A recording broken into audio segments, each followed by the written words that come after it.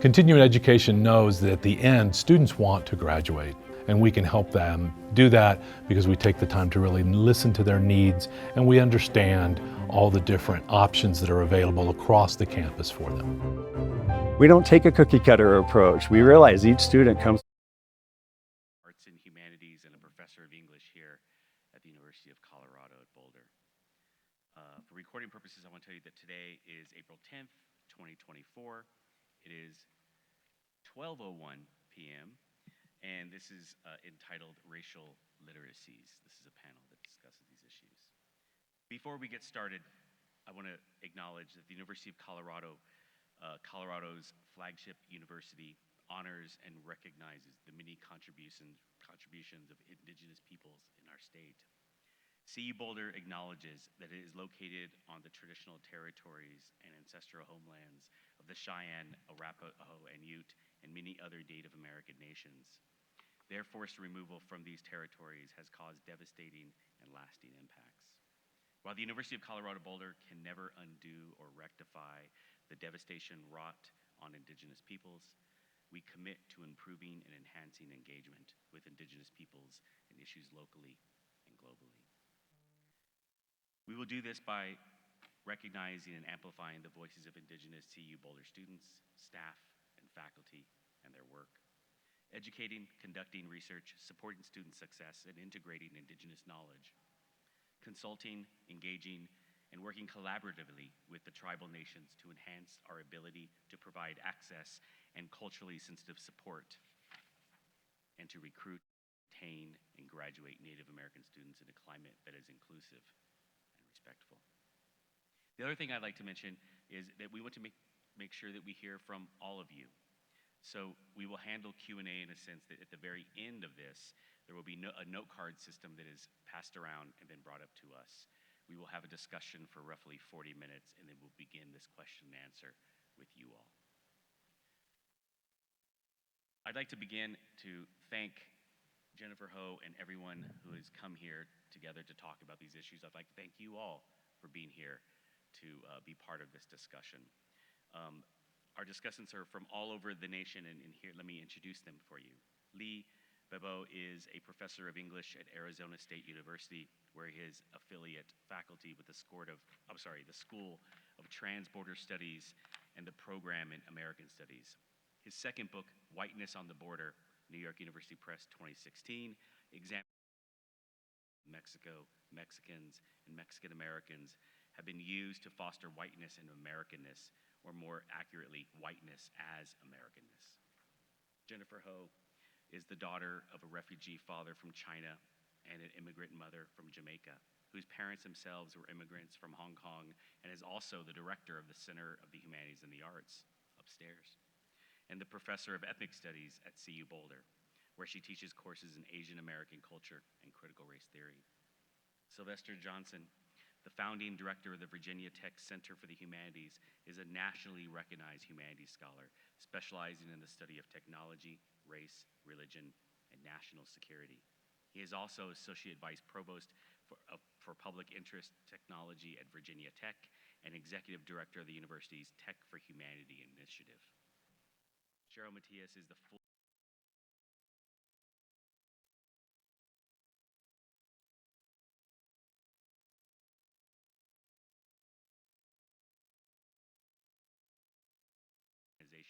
American Educational Research Association. Her research focuses on race theory, critical whiteness studies, critical pedagogy, and feminism of color. We are going to begin with the first question. I'm going to direct it, please, to Jennifer Ho, because she's been very pivotal at putting all of this together. In fact, we wouldn't be here if it wasn't for her important work. Can you each tell us what the term racial literacy means to you, and how you engage your students, university colleagues, or general community in fostering racial literacy? Jennifer, can you please begin? Thank you. So I first want to give a shout out to my friend and colleague, Lee, because really it was through working and talking with Lee in various ventures that made us want to collaborate on an NEH proposal, National Endowment for the Humanities, and we envisioned a 2-week summer institute that would bring faculty together to talk about and learn about various forms of racial literacy. And the idea was literacy, and there's many forms of literacy. There's language literacy, financial literacy, math literacy, just simply is a tool in which you can be conversant on a particular subject. And our thought was we wanted to be able to provide a toolkit, if you will, to faculty regardless of their area, and to allow them to learn from one another and from the texts. Sadly, it didn't get funded, but I did take that germ of an idea and brought it to John Michael and another one of our co-organizers who can't be here sadly today, Kirk Ambrose, who is director of the Center for Teaching and Learning here at CU Boulder. And we applied to the Dean's Innovation Grant and received money so that we could create a racial literacies collaborative group here at CU Boulder. And the lights are too bright for me to recognize whether there are any members of racial literacies in the audience, but I think there are. And so we have been meeting about once a month, starting in the fall semester, to talk about race, racism, and anti-racism. We read a book called On Critical Race Theory by Victor Ray. And then in the spring semester, we wanted to engage with works of leading scholars, which has led us all to this panel today. Would anyone else like to address that question, or would you like me to repeat it? If you want to repeat it, and just for the audience, and then I'll maybe jump in a little bit.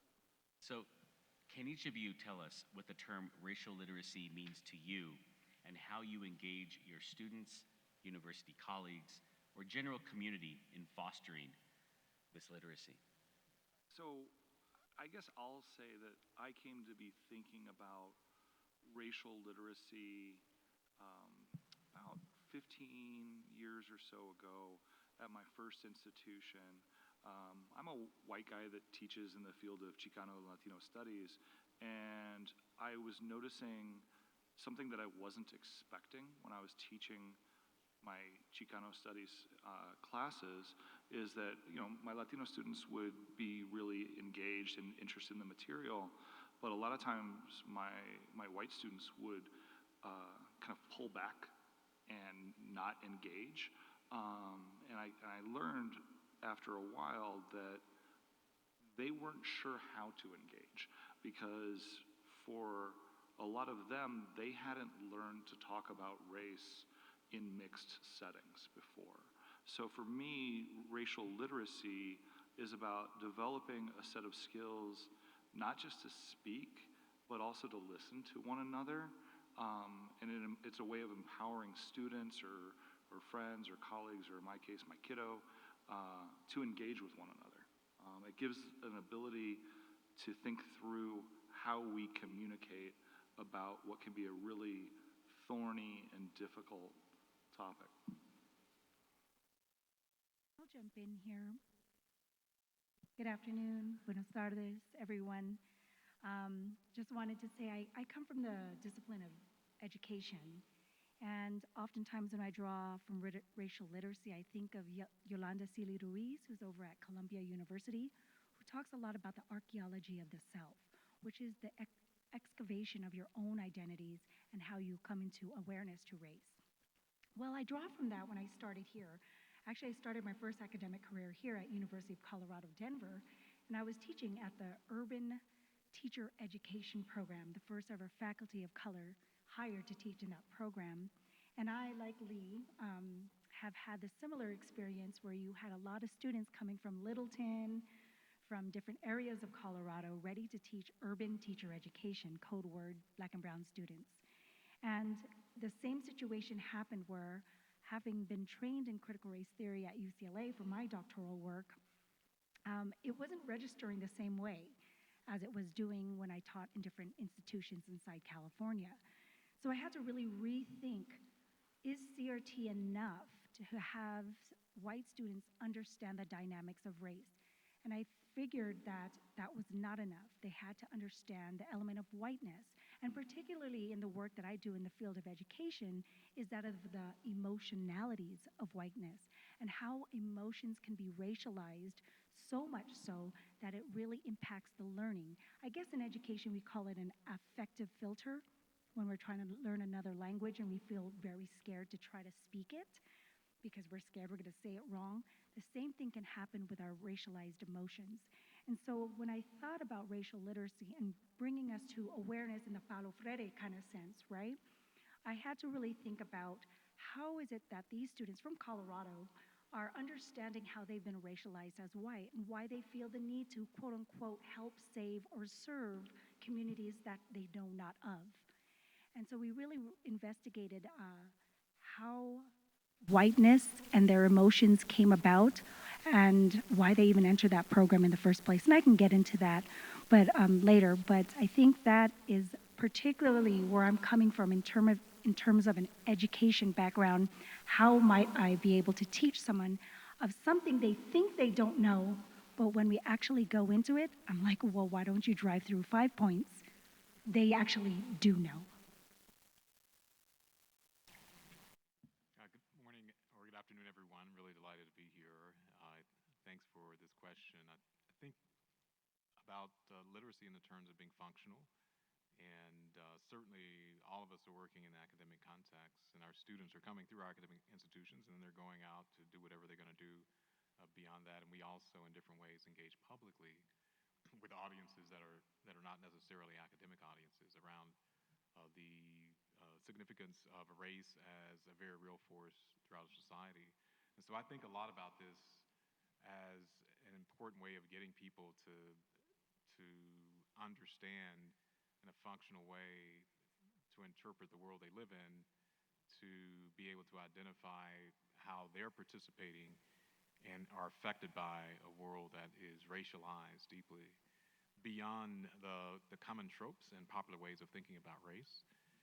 So race is very counterintuitive in the way that some other things are counterintuitive. Gender is counterintuitive. Sexuality is counterintuitive. It looks like one thing. Money is counterintuitive. People often think of money as something they have in their pocket, and it's actually something else entirely different. That stands for money, but you don't have money in your pocket. And so with race, it is important, I think, to address the fact that if we just go out in society on a day-to-day basis and consume popular media, the messages that we'll get about what race is and our place in it is typically quite different from what's actually going on. You know, we're taught to think that race is inside of us, that we're born with it, that it's natural, and that there are people in this group over here and there are people in the group over there, and the reality is that if you fly to another country, you might have a different racial identity assigned to you. It just depends on that country, on its social systems, and your own formation.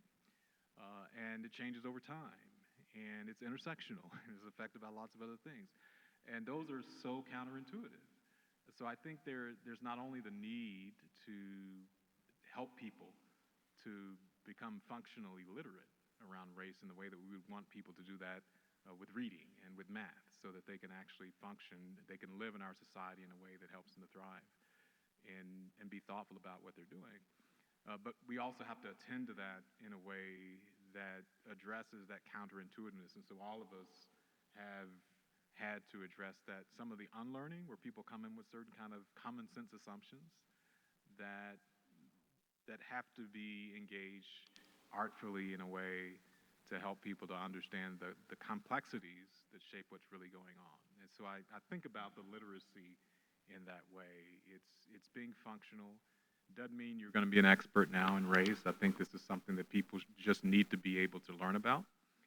And then there's that counterintuitive layer with it. There's having to help people to think beyond some of the quote unquote common sense thinking that we've all gotten used to in order to better understand what's actually going on.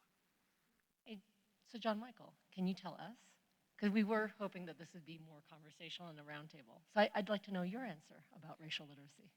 I think one of the big things that are occurring today is within our very diverse democracy and what is now going to become an even greater diverse democracy over the next 10, 20 years. For me, racial literacy is actually a fundamental, I could say, a skill, an act of participation to be a democratic citizen, right? That to understand the other, to understand many others that are not you, is going to be central for us to make sure that our democracy holds together, that we respect the opinions, the insights, the knowledges of different people, and yet try to come together in this very interesting experiment of democracy we have in the United States. So that, for me, then it's a absolute skill that's paramount, that that will be very important for us as we change over the next few years.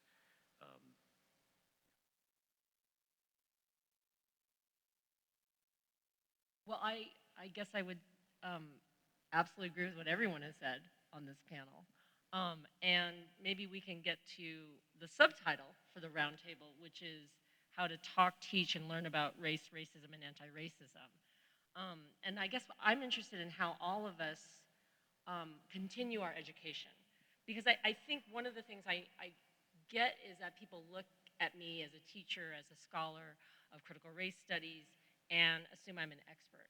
And what I actually say to people is that my education is ongoing. And I learn from people all the time through conversation, hearing people's stories, right? I'm a humanist, I was trained as a literary scholar, I'm very much interested in people's stories. And people's stories are going to contradict one another. So for example, I'm the kind of Asian American that feels a little bit ruffled if people ask me where I'm from, and they don't just mean like, are you from Boulder, Colorado? So if you're an Asian American in this country, you have likely gotten the question, where are you from? What are you? And I really hate what are you, because that makes me feel like I'm a different species. And then if I answer, I live in Boulder, Colorado, and someone says, no, where are you really from? What I am hearing is that I'm somehow not quite a legitimate American, right? Like somehow my presence here in this space needs to be further contextualized. And I also understand that there are people who ask that question and that's not what they mean. So there is this kind of disconnect between what I'm hearing in the question and what someone who's asking the question may mean. And I'm bringing this up because there are other Asian people in America who are totally fine with that question. In fact, invite that question, want to talk about their ethnic origins, their immigration story, and don't hear it as a microaggression or a macroaggression. And so there's not, that's the other thing, there's not one way to be Asian American or to understand race and racism. And so that's something I always try and keep in mind, that I have certain preferences and an understanding based on my identity and based on my scholarship, but different people are going to bring different things to their awareness and understanding of race and racism. So I'm curious about everyone else. I guess it's funny. My dissertation back in the day was actually named "Where Are You Really From?" And it's funny because I study whiteness, so I often analyze how we understand someone's intent may not be the actual impact, but there's a difference between intent and impact, and to understand the two. And in fact, in whiteness studies, intent alone was a way to uphold white supremacy, right? In court cases, right? We're seeing when you're trying to try for racial discrimination, you need to prove intent of the perpetrator, right? That they intended to be racist or racially discriminatory, right? But yet you look at other issues like murder or rape, and intent shows the severity of the punishment, not to undergird the argument altogether. So intent is actually socialized for us to realize that it's become a strategic maneuver of whiteness for whites to absolve themselves immediately from any racial doings. So the intent, someone to say, well, that was not my intent. Well, thank you, but the impact is this. So I always try to cover. But I'm the kind of person, so I'm from LA, and I used to live here in Colorado. And people would ask me, where are you from? I say, I'm from LA. No, where are you really from? I'm like Kaiser Permanente Hospital, Sunset Boulevard, maternity ward. But and that's for real. But I think it's always interesting to see here, to play with the dynamics of how whiteness works in a unidirectional manner. So when I ask back, no, where are you from, Chad? And Chad would reply, I'm from Ohio. I'm saying, Ohio? No, no, no, no, where are you really from, Ireland? How do you speak English so well? You know, and they laugh, just as you all did. But that shows how unidirectional race happens, right? It becomes so natural as a lion eats a gazelle. It's so natural in patriarchy when the man says when you're on your period, right? To substantiate a woman's emotions, right? So it becomes something really interesting when I'm trying to learn or teach or talk about race or racism, because in my own education, it's a constant push and pull, you know? And I even get it with my children, because I have a saying when all their friends come over. I said, no sex, no drugs, no alcohol, no racism, and homophobia.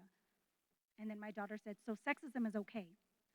I was like, so it becomes how I learn is always understanding how in critical race theory, you know, Derek Bell talks about the permanence of race, not in a nihilistic kind of way, but he's talking about it in a way that it'll always mutate. It will always evolve in a way that we're moving inside in a society. So it's really interesting that the way I teach, racism has continued to move. But the saddest thing is whenever I teach whiteness courses and show about the naturalness of whiteness, is that I'm always able to draw from some type of social event or public event that can clearly explain it. And that's the saddest, whether it's talking about how white mass shooters at Littleton were compared to other shooters at Virginia Tech with Cho. He being Asian American, the assumption that he didn't get into better schools like his sister, right? And then you see other shooters, and they racialize that narrative as well. So it becomes a very interesting thing to teach this, but the saddest thing for me is to know that there's always examples in our public life.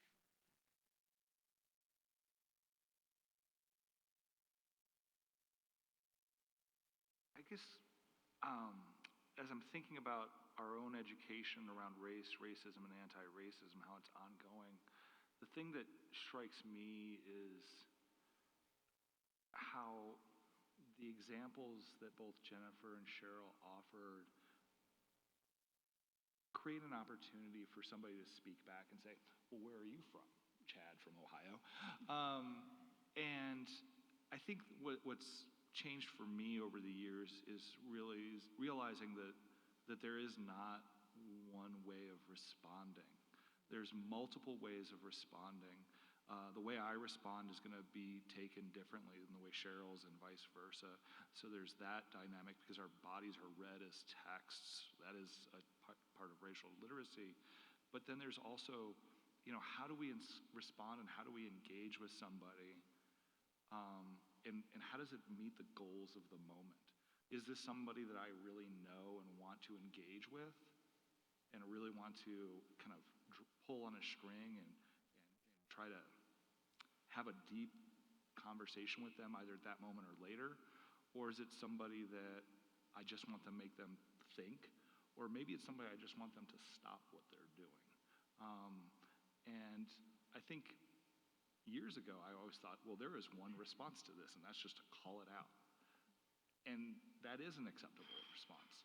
But there are numerous responses and numerous ways of calling people out, calling people in. So that's my immediate inclination, is to think about that. Can I actually jump in and say, I think you're right about context, and I do think, as much as I really hate that question, I do try and take a step back when I get the question, because I think, so for example, after 9/11, I was asked that question 2 different times by 2 different people.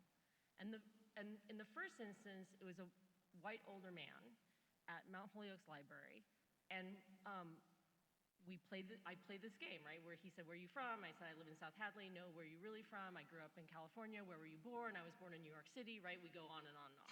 Until finally he got to the question that would give him the answer he wanted, which is, what is your ancestry? And I said, Chinese. And then he said, ni hao ma to me, right? And then And I think I said Chinese American, and he said, oh, good, you're a US citizen. Again, after 9/11, right? The context is really important, and then he says, ni hao ma, and I just basically said, you know, estoy aprendiendo español, and then walked away. The second time it happened, the next week, I have a needle in my arm because I'm giving blood, and the white nurse, Red Cross nurse, says, oh, what's your nationality?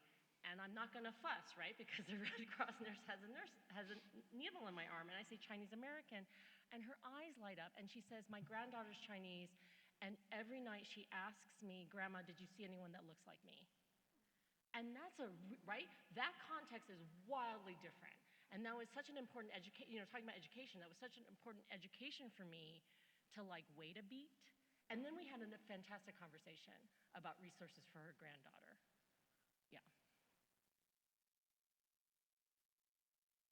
Yeah, you know, for me, I think that you're asking us how our own engagement with this and learning has been ongoing. For me, there's been a much deeper appreciation for the role of technology and race in its impact on global populations.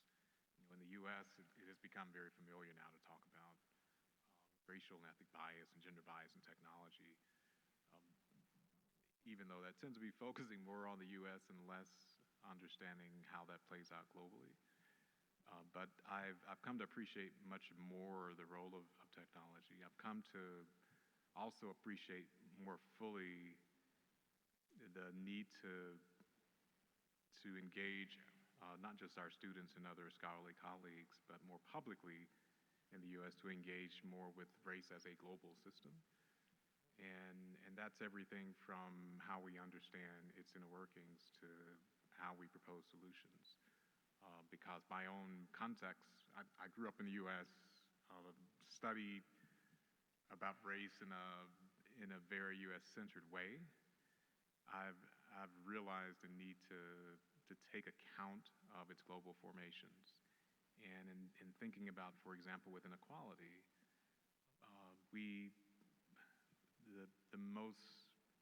so inequality is all over the place. You know, it's in our neighborhoods, it's local and global at the same time. So it's not trivializing anything.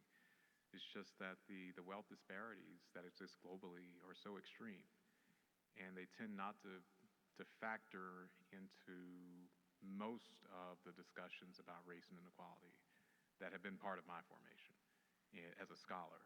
And so I've definitely learned to pay much greater attention to those things and to think about solution spaces in a way that is accountable to those global dimensions of inequality because they're so severe. And it's, you know, we have neighborhoods and communities in the U.S. That are disenfranchised, but they're entire nations and states and regions that are disenfranchised from the ability to participate in the global economy.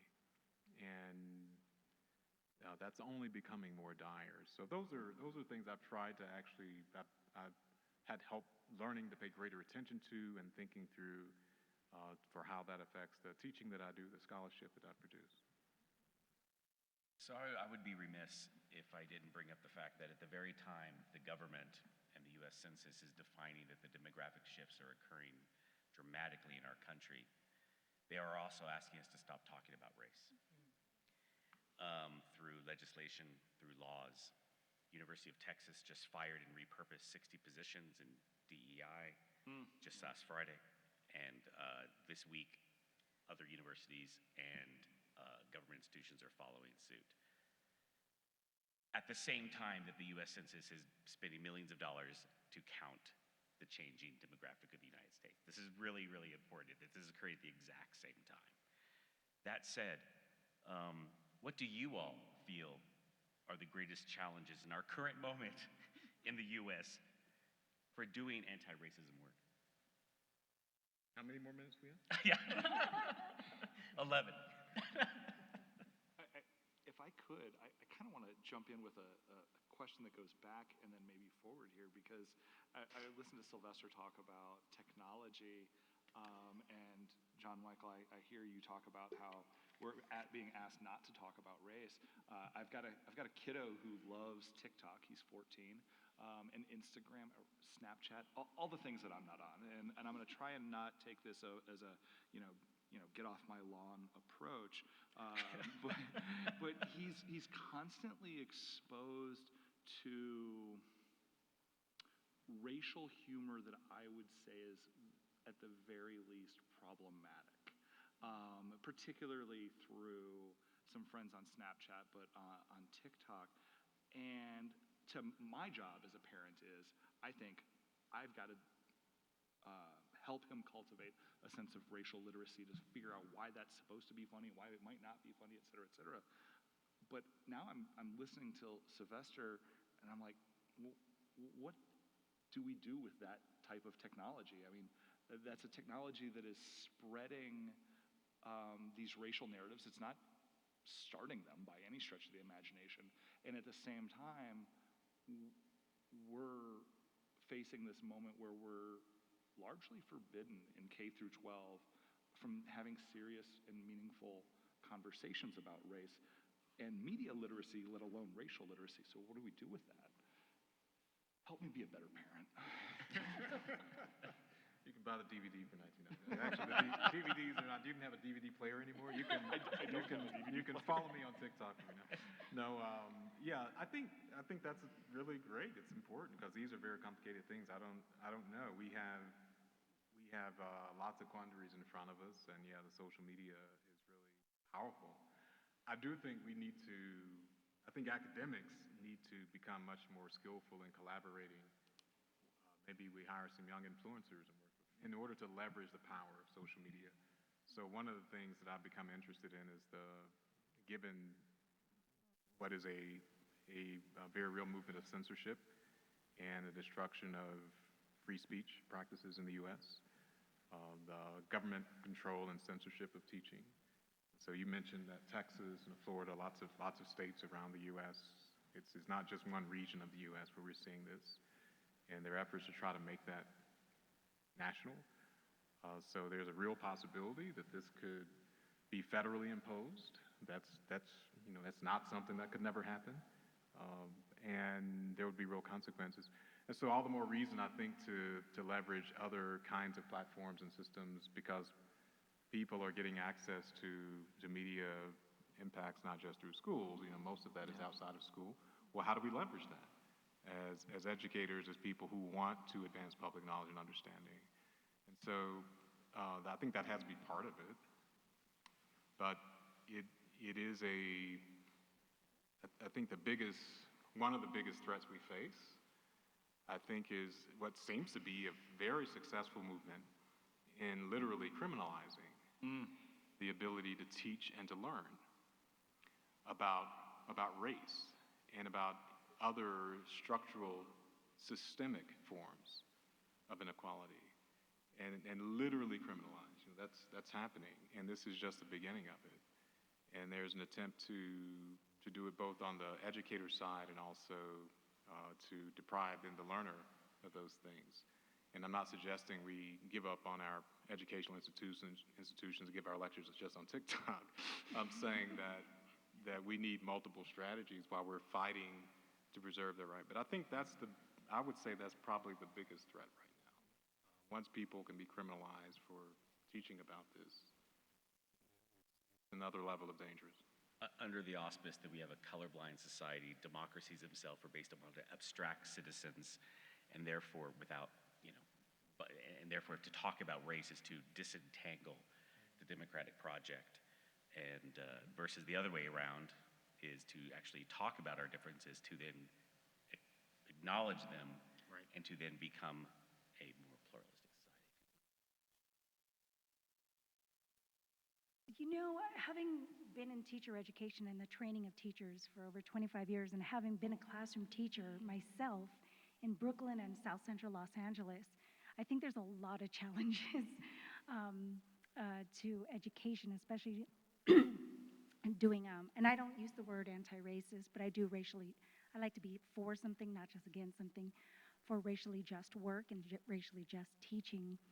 But I recently would say one of the biggest things I can come out and say this now, I chaired the Education Transitional Committee for the Biden campaign and for the teacher diversity in K-12 DEI efforts.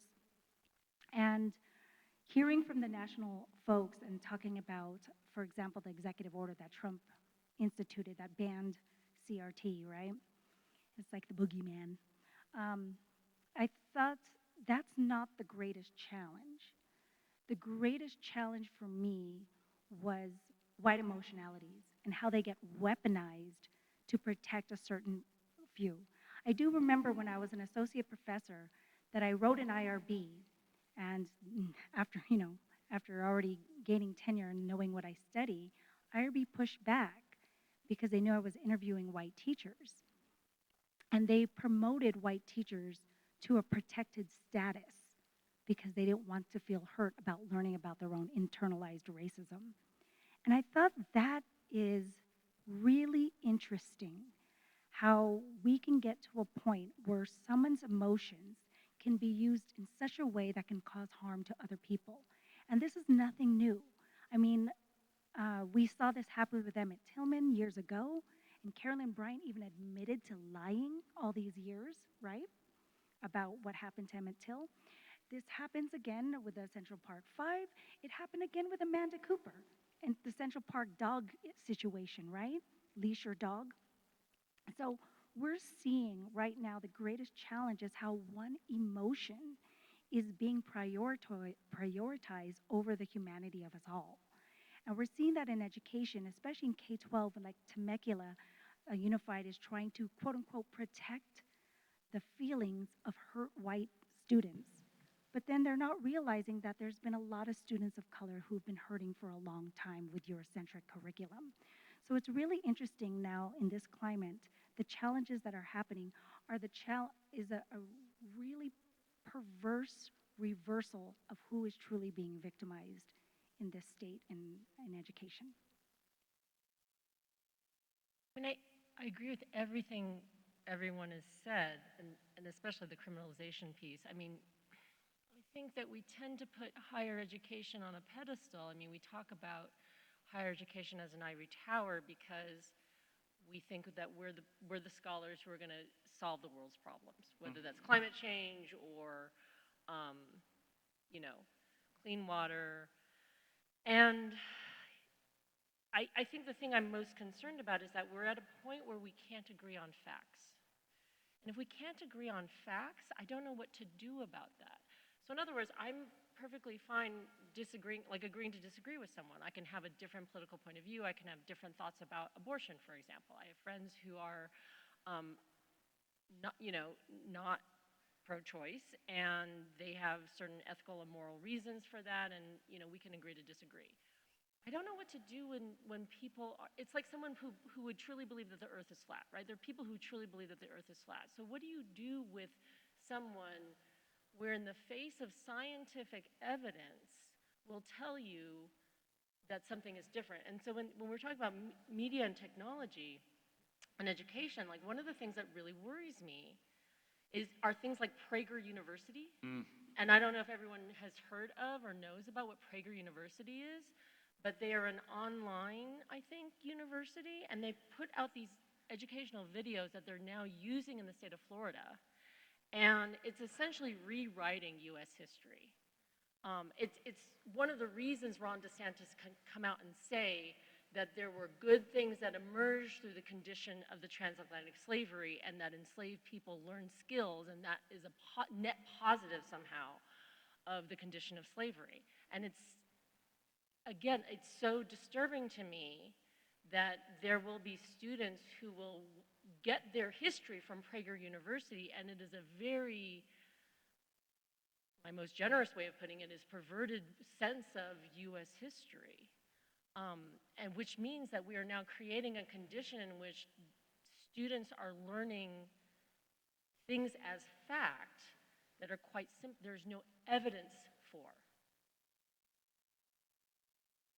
So we're at the end of our discussion, and though we have other questions we can discuss, but I believe we have questions from the audience, or perhaps to address and engage you all.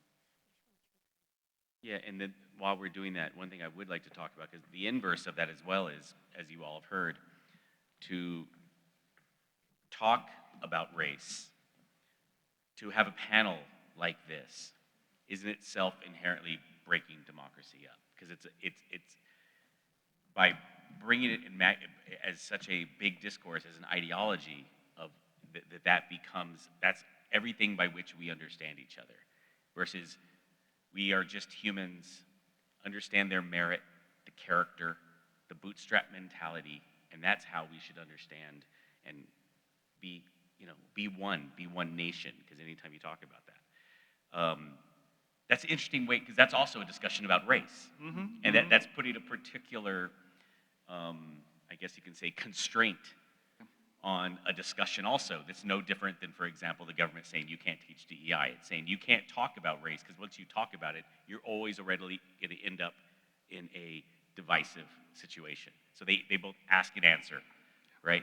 So that's not really a dialogue. But that said, though, what do y'all think about that? The multiple ways that race is being deployed in social media, in politics, in other areas, weaponized, and how does literacy become a way for us to deal with the facts of race at the same time that they're being, manipulated by think tanks and so forth, to teach people how to talk about race or not talk about it at all?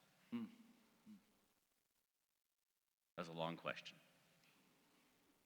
There's probably better ones on this panel.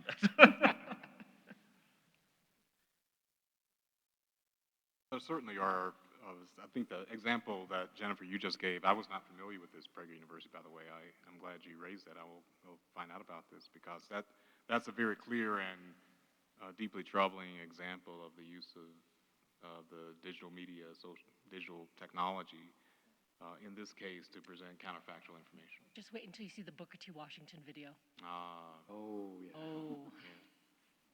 Yeah. And so, that's just one thing. There are lots of counterfactual claims, accounts that go out on social media. You were talking about flat Earth. There's a flat earther movement, as you're aware of. So you're right. There are people who are actually making this claim. And when you consider the emergence of legislative efforts in numerous states to protect what's called intellectual diversity. So this protection of diversity is happening at the same time that diversity of peoples is being criminalized. They're teaching that. But when you pair that with protecting intellectual diversity, then you end up in a situation, if I'm a science teacher, I have to give equal space and time to creationism, as I do to teaching students about the evolutionary history of the planet. And so you're back in this situation where you have a sort of a post-fact world or a post-truth world. Everything is just supposed to be a perspective.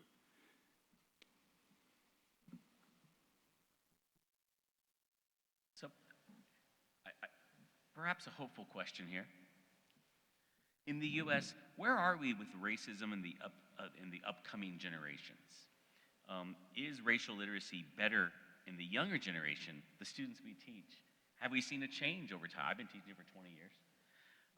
Or do old people just get out of the way? Or should old people just get out of the way? What constitutes us old? Yeah, right. Yeah.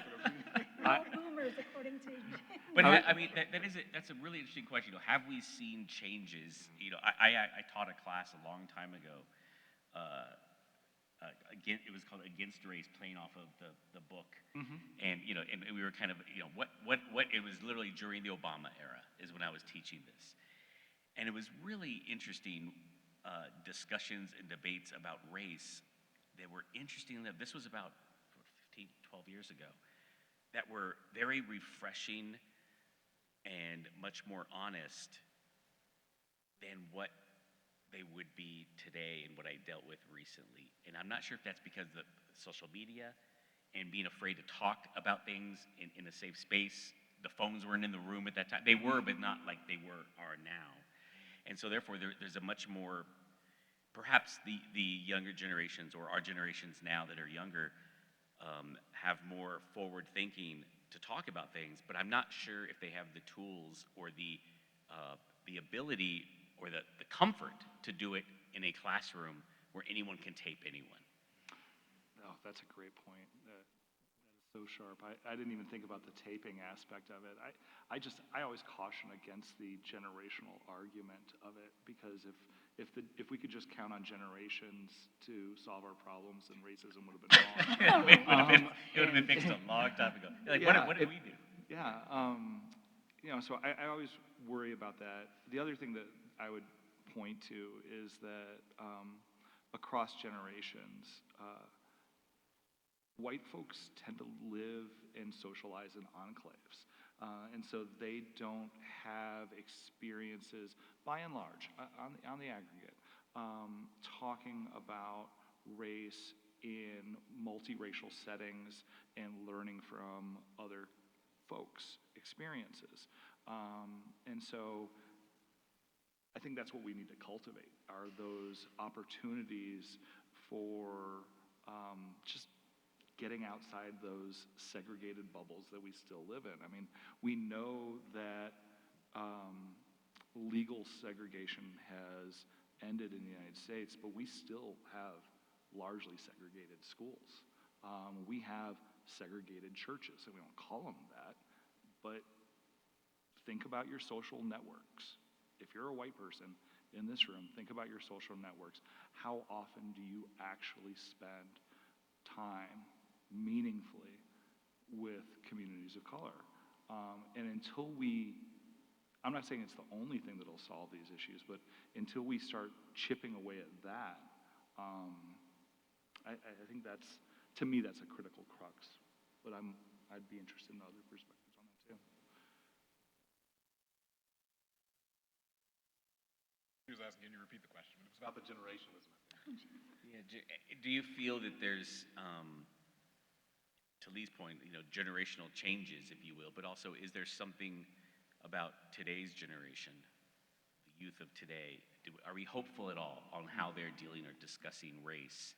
Or are we just looking at the different, the mediums, the message? I kind of always say, the particular technology of the time reflects a generation rather than the generation per se, right? So, how they communicate is so basically humans don't change, technology changes. And so, they're very pessimistic, please forgive me. But is there perhaps hope, if you will, on this, or not, or are we where we are? According to critical race theorist Derek Bell in his book, Faces of the Bottom of the Well, hope is always here, right? Without hope, then why are we even in this panel, right? And his chapter 3, Afrolantica, really gets at that, because the hope is embedded in the humanity and the struggle, not in the hope for some false utopia that never exists. But I do want to talk a little bit about, because I've written a lot about this, that we have, I'm going to not say generation, but I'm going to talk about a period. We've really come out of a period of colorblind racism. I think that was a very characteristic of the 80s and 90s and so forth, but we've come into a period where I call an emboldened epistemology of whiteness, where it's almost emboldened to be a racist, right? I mean, you even have white supremacists, if you ask them, are you a racist? They said, no, we just believe whites are superior. So you're getting people even obscured with what defines a racist, right? So in this day and age, you're seeing people do this reverse victimization. You're seeing them feel emboldened to say, I'm being discriminated against, or I have a right to do this, like you saw in the Kentucky County Clerk office, right, when she refused to give a marriage certificate to a gay couple, right? She said she started to liken herself to Martin Luther King, claiming religious rights. And you're seeing this really perverse co-option and reappropriation of what was considered concepts, actions, and terminologies that were first used in the civil rights movement to support people of color and other diverse peoples, right? And you're seeing it co-opted to say, hey, we're the real social justice workers because we are being oppressed to be just who we are, which is white. So you're kind of like, what? What the heck is going on here? So I think when we talk about generations, regardless of whether, I mean, all of us are boomers, according to my kids anyway, you know? Doesn't matter if you're Gen X or anything. But I think what we really need to understand is there's periods of racial evolution, right, that is happening right now, such that we're not, I think people know you can't act colorblind, but they're acting in a very twisted, perverse way of being color conscious. So we really have to understand what that consciousness constitutes.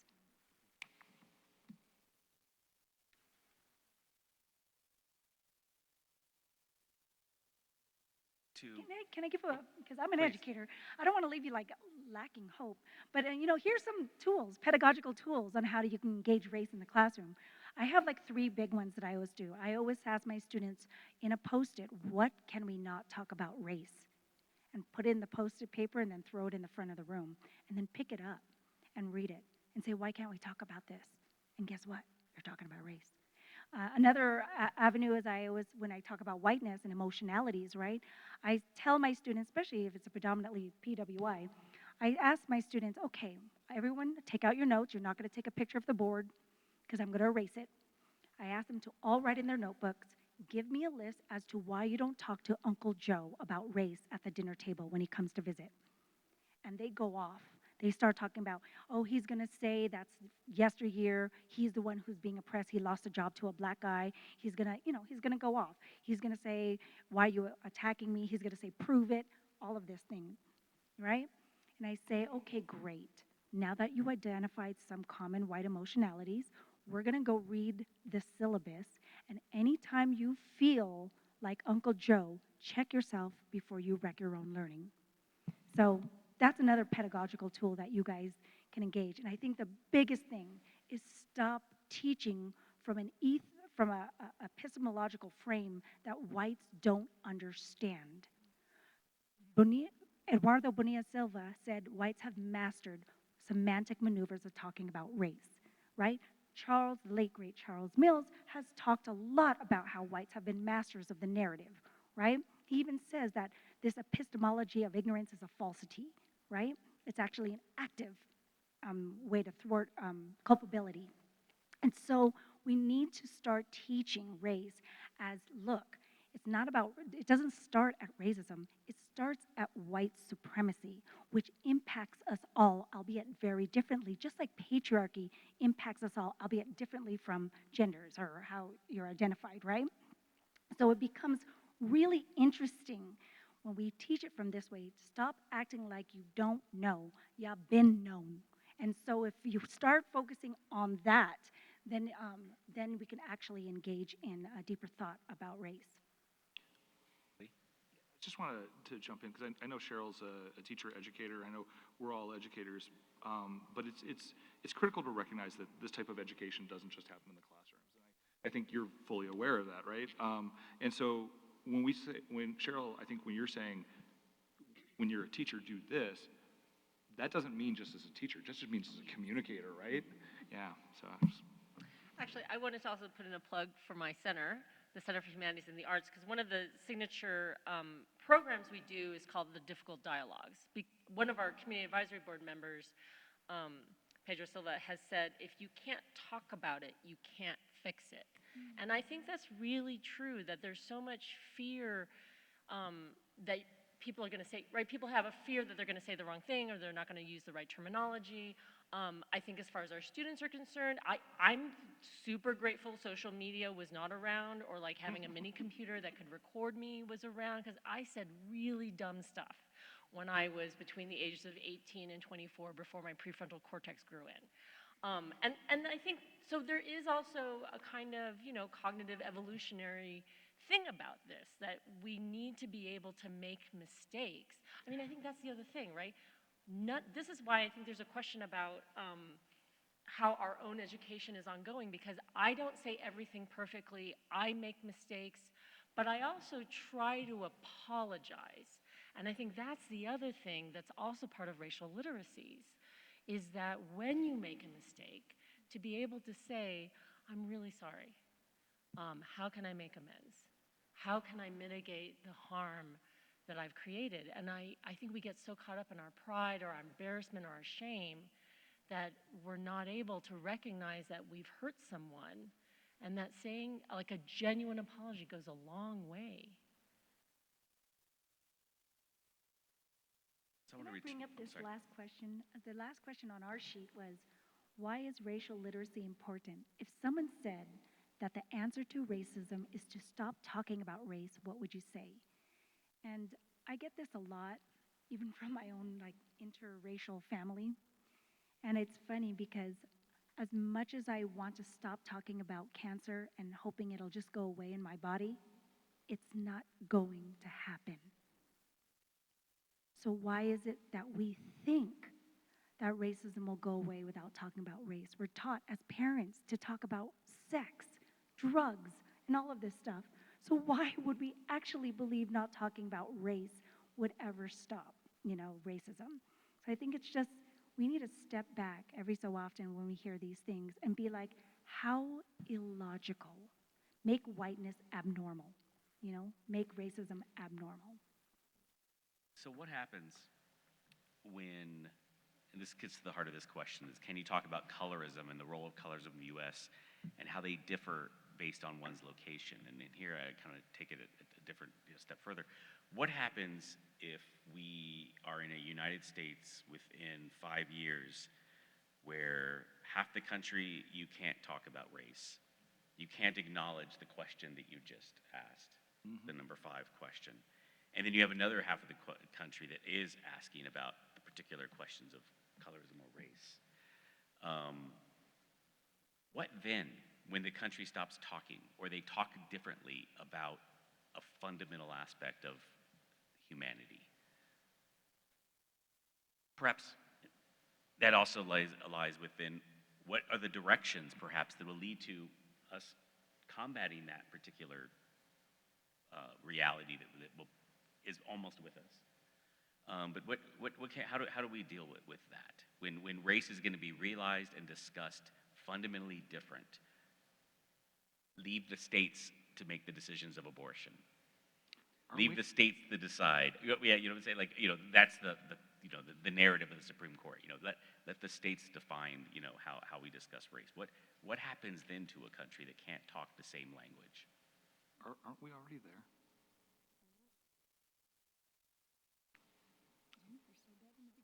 Yeah.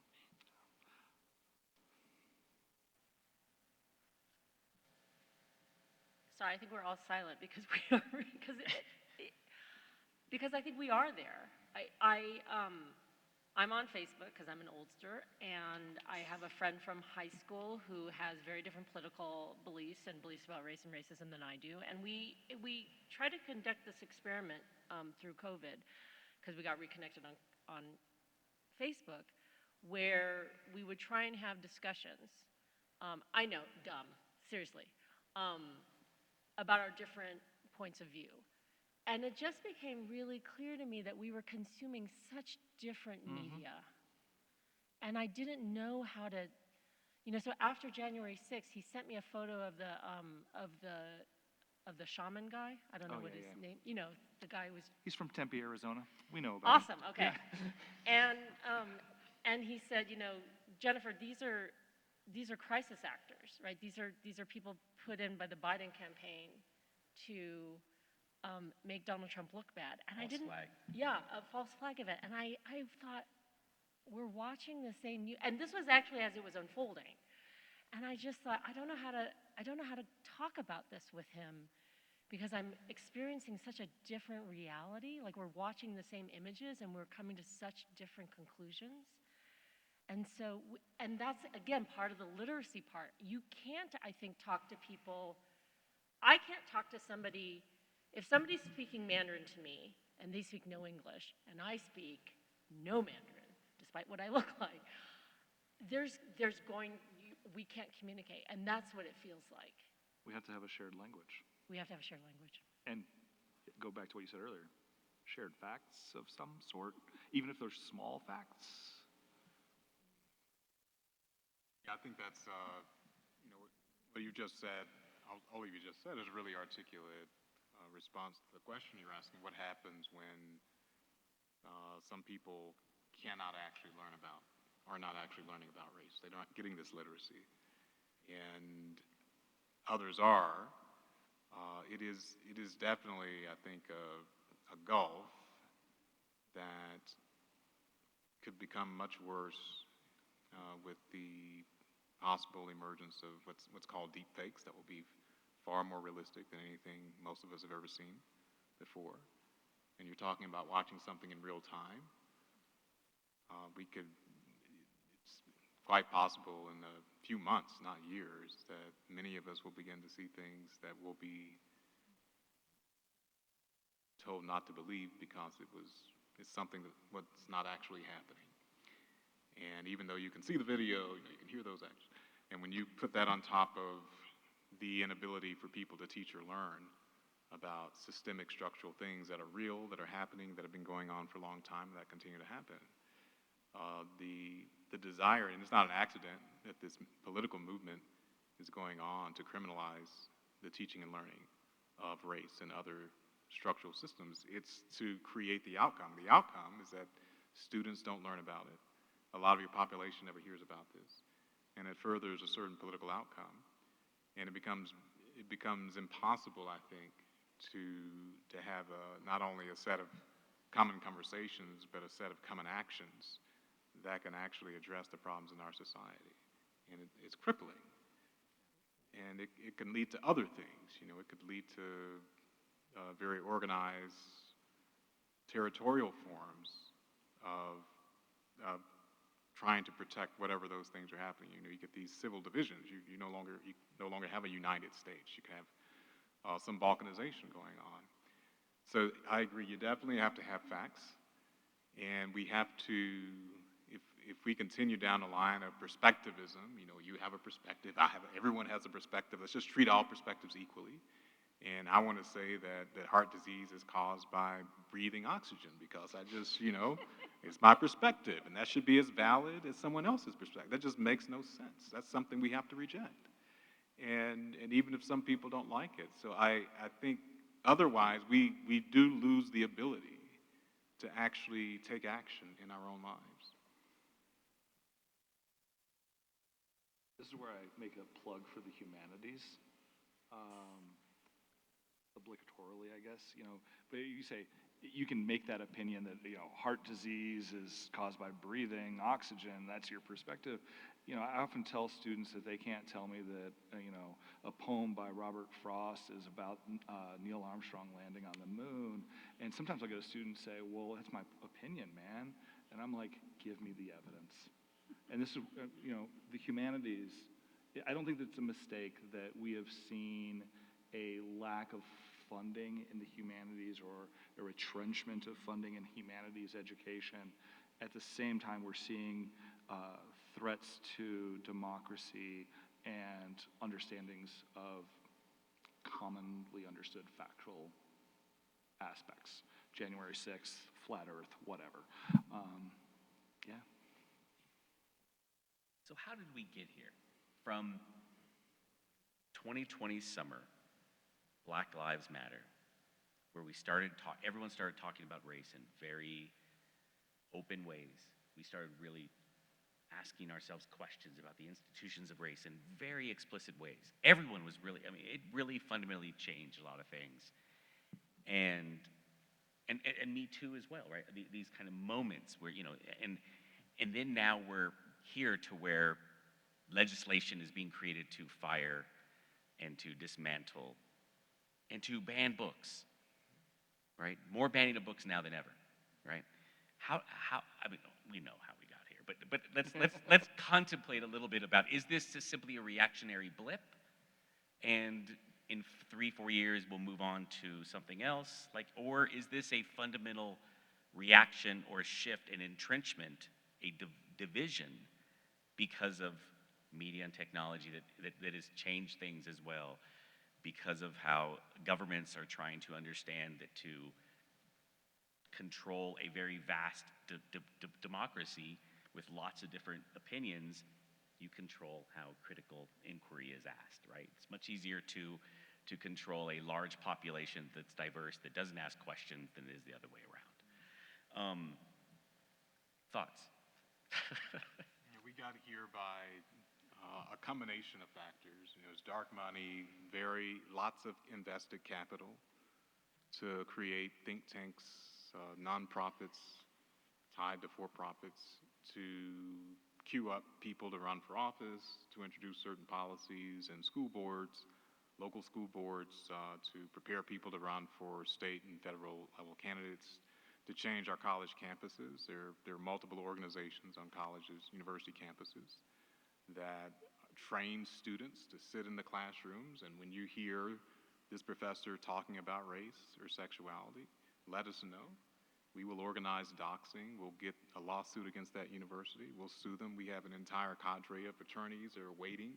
So it's very organized, and it's a political vision that is very well financed, and it's not necessarily reducible to those strategies, but it certainly has not been a kind of an accident where we're just drifting in a certain direction.